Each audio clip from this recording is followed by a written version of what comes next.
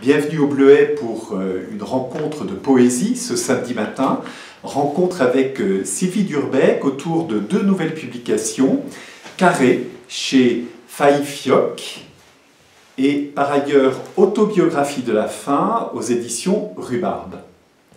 Bonjour Sylvie. Bonjour Marc. Alors, ce premier livre, Carré,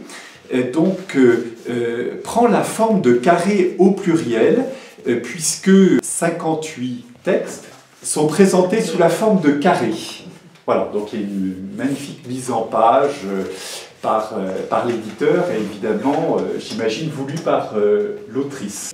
J'ai écrit des carrés pendant 2 ou 3 ans.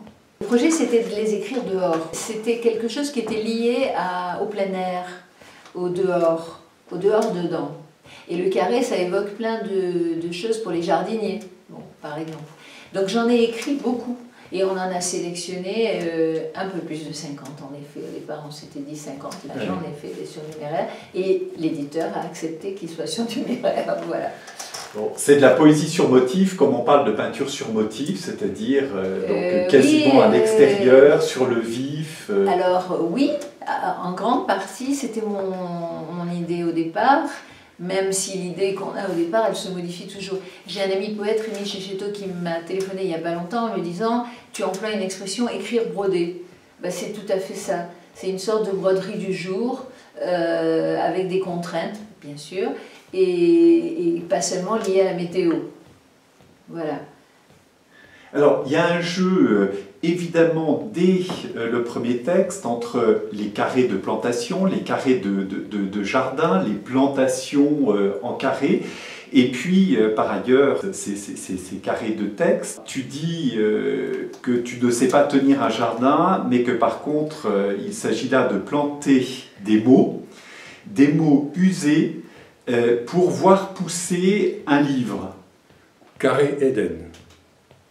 On pourrait à présent se demander si je suis en mesure de respecter mon projet au point de suivre à la lettre les consignes du carré. Il me serait facile de répondre par une pirouette où la belle parlure aurait le dernier mot, disant « toute consigne est faite pour être transgressée ». Mais non.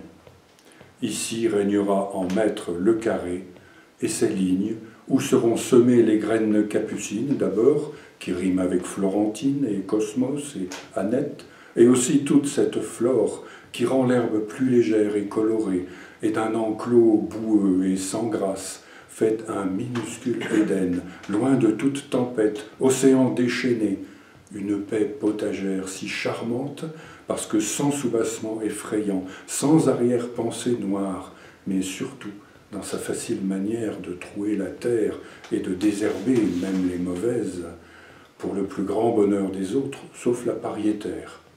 Loin de soi, accroupi à regarder lever les semences rondes et dures, devenues tendres et feuillues, tendues toutes vers la lumière encore rare du début du printemps.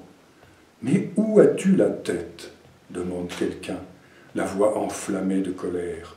« Handke, je suis à terre à écrire, à semer, à tracer des lignes parfaitement parallèles où ma peur va s'éteindre et fleurir orange, tel un feu de broussailles jardinières. » Et quelqu'un d'invisible dira « Elle est comme ça, jardinière d'un texte carré, où pousseront d'évidence les mots carotte, patate, capucine, et jamais les vrais fruits de la terre.